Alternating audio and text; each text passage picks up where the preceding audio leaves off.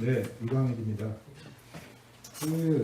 박석상 동지께서 발표를 단지 그냥 서구의 그런 이해랄지 경우랄지 그런 것들뿐만 아니라 한국의 문제를 포괄해서 사실 해주셨고, 저 또한 지난 1차 토론회 자료집이라든지 보내주신 자료를 읽으면서 제가 뭘 발제를 한다 그런 차원보다는 그냥 토론자처럼 이렇게 코멘트를 하는, 그리고 나중에 시간이 되면 한번 발제를 하는. 그래서 여기 지금 자료로 배포되어 있는 노동자의 힘 관련 논의보다는 제가 사실은 그때마다 어찌됐든 이 글 말고도 뭐 중국평론이라든지 문화과학이라든지 여러 곳에 사실은 발표한 글들이 있어요. 그래서 대충 오늘 어제 저녁에도 몇 편의 글들을 과거 한 10년 전에 글들이고 막 그런 것도 있어 보면서 이런저런 생각이 들어갔고, 아무튼 그냥 오히려 박석삼 동지의 글을 보면서 느낀 어떤 뭐랄까 생각들이라 그럴까요? 또 이 지난 1차 대 토론자들의 글들, 그다음에 김장민 선생 글 이런 걸 보면서 제가 느낀 걸 그냥 이렇게 간단히 말씀드리는 거로 하겠습니다. 오늘 아무튼 이런 모임이 있고 계속해서 아무튼 당 건설 문제가 제기되는 것은 아주 가장 기본적인 것은 한국 사회에서 어찌됐든 이 자유주의 정치 세력으로부터 조직적으로나 이념적으로 사실 분리가 돼야 되는데 그렇지가 못한 현실이 있는 겁니다. 근데 단순히 그건 그 문제에서 끝나는 게 아니라 그럼 이게 자유주의 정치 세력의 헤게모니를 뒷받침하는 이 세력이 누굴까? 이제 이런 문제가 걸려 있는 거죠. 근데 이제 좌판에서 끊임없이 문제가 되는 것은 사실 자유주의 정치 세력보다는 그 벨트로서 연결되어 있는 그런 세력으로부터 분리하는 문제가 사실은 존재하거든요.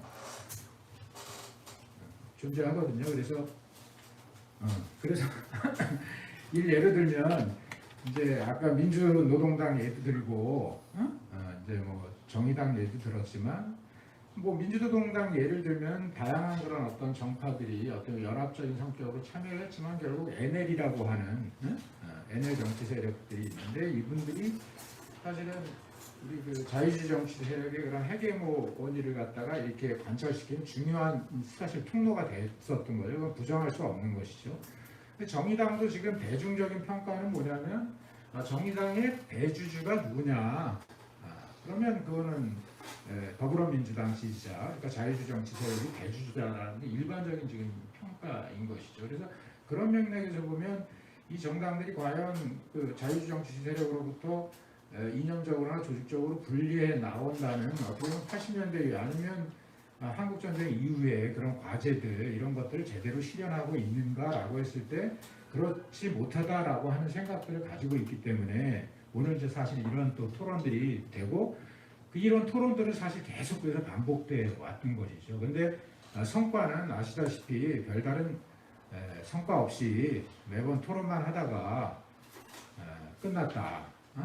애석하게도. 근데 이제 그와 관련해서 우리 박석상 동지가 이제 열심히 그동안 공부도 하시고 여러 가지 하면서 글을 갖다가 이제 발표를 사실 해주셔서 이거와 관련해서 몇 가지 말씀을 드리면 우리가 왜 그러면 이른바 이제 사회주의 정당이라고 하는 것을 왜 만들어야 되는가라고 하면 제 입장에서는 지난번에 이제 김장민 선생이 루소를 많이 인용을 사실 하셨어요. 루소가 재평가되고 있기 때문에 또 막스한테도 많은 영향을 사실 준 것이고, 그래서 만약에 루소의 그런 표현을 들자 그러면 어찌됐든 지배자와 지배자의 동일성이라고 하는 자기 통치의 실현인 거죠. 민주주의 실현. 이게 사실 핵심적인 거라고 생각을 합니다. 그러니까 굳이 표현하자면 개별 의지와 전체 의지가 모순됨이 없는 일반 의지, 이런 막스의 표현을 하면 꼬민 사회인 거죠. 꼬민 사회를 실현하기 위해서 사실 사회주의 정당을 만들려고 하는 것이죠. 그러니까 근본적으로는 꼬미니스트인데 그 과정에서 이제 사회주의 정당을 사실 만드는 거죠. 그래서 결국은 사회주의 정당을 만든다 그러면 그 정당의 운명이라고 하는 것도 언젠간 없어지는 것이고, 우리가 더 확장시키면 이른바 프롤레타리아 독재라고 하는 것도 그런 맥락에서 있는 거죠. 그래서 한 가지 말씀드리고 싶은 것은 사회주의 정치 세력, 코뮤니스트들이 아니면 또 구체적으로 막스가 위대한 것은 이 자기를 부정한다는 것이죠. 자기를 부정하는 거. 그 기존의 정치 세력들은 자기가 최고라고 그러고 자기에서 끝났다라고 모든 걸 생각하고, 그러니까 우리가 잘 보신 자유주의 정치 세력들이 다 그런 사람들이에요. 자기 시대는 노무현으로 끝났고 이제 문재인으로 끝날 사람들인 거죠. 더 이상 자기가 최정점에 있기 때문에 자기의 부정을 할 줄 모르는 사람인데, 우리 사회주의 정당을 만든다라고 하는 이 우리 동지들은 자기를 사실은 그게 뭐 구체적으로 행동으로 나타나냐 안 나타나냐를 떠나서 자기를 부정하는 거예요. 이게 아주 엄청난 거죠, 사실. 스스로를 부정한다는 게 스스로가 없어져야 되는 거죠. 자신이 가지고 있는 어떤 정체성이라고 하는 것이 해소돼야 된다. 이렇게 하면서 정당을 만들고 운동을 만드는 거니까 사실 무지 대단한 거라고 사실 생각합니다. 그리고 또 하나는 그런 맥락에서 그럼 사회주의, 지금의 사회주의, 그러니까 사회주의 얘기인데 이 사회주의가 뭘까? 이 문제는 사실은 이제 말씀하셨지만 그 페미니즘이라든지 생태주의하고 사실 관련이 있어요. 근데 이제 역사 특수적으로 보면 왜 사회주의 정당이 먼저 등장을 했을까라고 하는 생각을 할 수밖에 없습니다. 근대 자본주의 사회를 오면서 노동과 자본이라고 하는 것이 가장 중요한 문제로 부각됐고, 사실은 가장 목적 의식성을 갖게 돼 의식을 한 거죠, 사실. 그러니까 자연스럽게 지나가면 정치적 문제가 안 되는데, 이 공장에서 노동을 하고 일을 하고 그러면서 삶이 위협을 받고 생명이 위협을 받고 그러니까 그것이 이제 정치적인 문제로 제기가 됐어요. 그럼 그 당시에 근대 자본주의 사회를 넘어올 때 그러면 페미니즘 문제는 없었고 생태 문제는 없었을까? 그럼 우리가 여러 자료를 보면 다 있는 거죠. 근데 그게 목적의식적으로 제기되지 않았고 대중적으로 공유되지도 않은 채 온 거예요. 그럼 그게 결국 그 문제가 자본을 재생산하는 데 있어서 그 외재적인 자본 밖에, 자본운동에 밖에 있었는 문제냐? 그럼 그런 게 아닌 것이죠. 최근에 이제 연구라든지 등등 보면 이 페미니즘 문제라든지 또는 생태 문제가 자본의 밖에 있는 게 아니라 자본을 실현하는 데 없어서는 안 될 그런 내재적인 관계를 가지고 있는 것이죠. 그러면 그런 맥락에서 보면 지금 우리가 사회주의다라고 하면 그 사회주의는 제가 봤을 때 사실은 꼬뮌이즘, 꼬뮌하고 꼬면주의하고 공산주의, 우리가 이른바 얘기하는 이제 공산주의라고 그러는데 그것과 무지 지금 가까워지고 있는 상태거든요. 그래서 우리가 옛날에 80년대 이후 많은 논쟁을 했지만 그런 프롤레타리아트 독재와 그 공산주의 우리가 얘기하는 더 질적으로 높은 공산, 그 거리가 어느 정도인가라고 많은 토론하고 이게 단계냐 뭐냐 했지만 그 거리가 아무튼 무지 가까워진 건 사실이에요. 그래서 우리가 말로는 지금 사회주의라고 얘기를 하지만 내용적으로는 그 사회주의는 그런 의미에서 페미니즘과 생태주의라고 하는 걸 외부의 문제가 아니라 자기의 것으로 지금 가질 수밖에 없는 것이다. 자꾸만 이제 발제문이나 토론문을 보면 그 문제는 여전히 밖의 문제. 오늘 이제 토론문도 제출한 거 그러고 지난번에도 일부 토론문에서 이제 그런 게 나와서 그런 것인가? 이래 갖고 과연 정당을 만들 수 있을까? 그런 생각을 사실 합니다. 아까 이제 박석선 동지가 얘기했지만 이래서 대중적인 어떤 영향력을 갖는 정치 세력이 될 수 있을까? 이런 거죠. 그러니까 그건 정치라고 하는 것은 몇몇 사람들이 뭐 이렇게 해서 자기 뭘 내세우고 그러는 것들이 아니잖아요. 그래서 모든 걸 성과를 얻어서 그 성과를 대중에게 가도록 하면 그게 이제 사실은 좌파 정치의 핵심이라고 이제 생각을 하는데, 그런 맥락에서 사회주의도 아무튼 지금 따옴표다 오히려. 그래서 사회주의라고 하는 것은 지금 여기 발전이나 등등 나오듯이 무슨 여기 사회주의가 따로 있고 생태주의가 따로 있고 무슨 여기 페미니즘이 따로 있는 게 아니라 꼬뮤니스트이기 때문에 기본적으로 그건 자기 거라는 거예요. 그 세 개는 연결돼서 이 지금 체제를 구성하는데 핵심적인 세 축이라고 얘기를 할 수 있어요. 그러니까 꼬뮤니스트가 지금 중간에 사회주의 당을 만든다라고 하는 생각을 해야 되는 거죠, 실은. 그래야지 나중에 그 당이 갖고 있는 모든 권한이나 이런 것들을 왜 대중한테 돌려줘야 되는지, 스스로 소멸을 해야 되는지라고 하는 걸 사유할 수가 있는 거죠.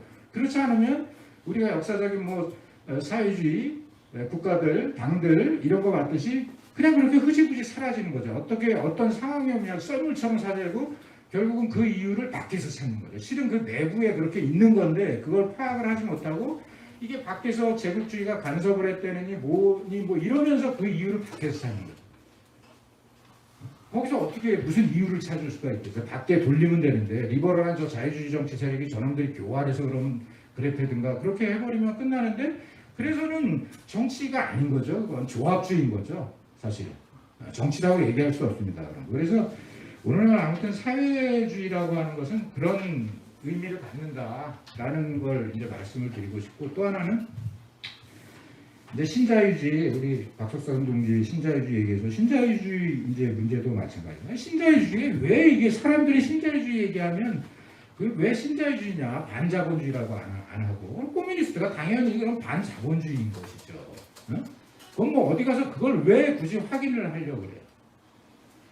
그거는 동지들을 신뢰하지 못하는 사실 제가 봤을 때는 아주 가장 기본적인 건데 그럼 신자유주의에 왜 반대를 해야 하냐? 우리가 코뮤니스트인데 그냥 반자본주의를 내세우면 되는 거지. 왜 자꾸만 거추장스럽게 괜히 이런저런 신자유주의라는 걸 내세워갖고 왜 이러냐? 어? 선명성 떨어지고 어? 우린 그래도 혁명 세력인데 이제 이런 말들을 많이 들어요. 거칠게 얘기하면.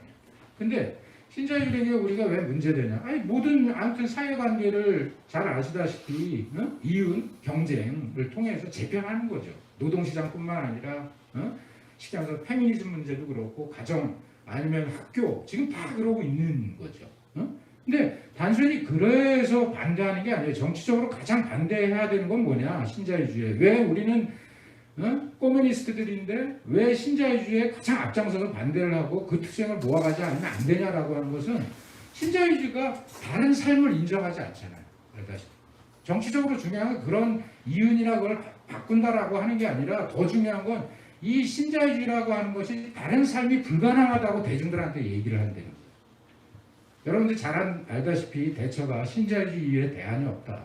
우린 대안이 없으면 결국 그 안에서 신자유주의 아까 얘기한 준칙들, 멘트라를 따라서 이윤과 경쟁이라고 하는 그 중거를 따라서 거기에 복무를 해야 되는 거죠. 거기에 복무해서 그거에 도움을 주면 우린 살아나는 거 그렇지 않으면 우저가서 죽는 것뿐이 없잖아요.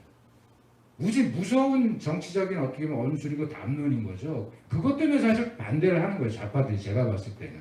그럼 좌파라고 하는 건 대중들한테 단순히 노동자들뿐만 아니라 모든 사람들이 이렇게 사회관계가 재편했는데 그 사람들한테 얘기를 해야 돼. 대안이 있다. 신자유주의 이외에 대안이 있다라고 얘기하고 그건 이미 뭐 세계사회포럼이나 한국사회포럼이나 그러다 지금 후지불이 됐지만 그런 문제가 있단 말이에요. 단순히 노동자 계급의 문제가 아니라. 근데 거기서 저 반신자유다 그러면 에이 무슨 신자유주의 무슨 그 추상적이 아니 신자유주의가 어떻게 추상적이에요? 신자유주의가 반자본주의가 오히려 더 추상적이지. 그러니까 아무튼 신자유주의라고 하는 정치적으로 다른 대안이 없다라고 하는 걸 모든 대중들한테 노동자 계급뿐만 아니라 모든 대중들한테 이렇게 얘기를 하고 있기 때문에 그거를 돌파할 수 있는 사람들은 사실은 가장 급진적인 그 사회에서 스스로 급진적이라고 생각하는 가장 좌파적이라고 생각하는 사람 그러니까 막스가 얘기한 대로 공산주의 당이죠 사실 그런 분들이 앞에 나서서 그 문제를 자기 것으로 안고 돌파를 해야지 그 돌파를 해도 아까 박석선 동지 얘기했지만 수많은 대중들은 그 성과를 그 사람들한테 돌리지 않아요. 왜? 다양한 이데올로기적인 여러 지형들 여러 것들 경과에서 온 사람들이기 때문에 그 성과가 나타나서 와 이게 저 사람들이 앞서서 아까 뭐 변혁당 아니면 노임이나 뭐 얘기장 가서 열심히 싸우잖아요. 노임 열심히 싸우는 성과가 안 나요. 그럼 똑같은 거죠. 그래도 싸워야 되는 거죠 어차피. 근데 그 성과가 바로 오지는 않아요. 그걸 하기 위해선 여기 뭐 지난 저기 보면 뭐 이게 지역 꼬뮌이나 뭐 여러 가지 얘기도 하고 그랬지만 그런 과정들 속에서 사실은 50년, 20년 가야 되는 거죠. 그래서 변혁당 얘기했지만 사실 저는 변혁당과 관련해서 한마디 말씀드리면 당 그 자체보다도 뭐 여기 충북 무슨 뭐 변혁당 충북 지역 뭐라든지 이런 게 무지 중요한 거예요. 제가 봤을 때. 당으로서 그런 역할을 하고 있는 것 같아요. 지역에서. 그런 생태 문제나 페미니즘 문제를 안고서 같이 투쟁을 벌이고 있는 그게 중요한 거죠.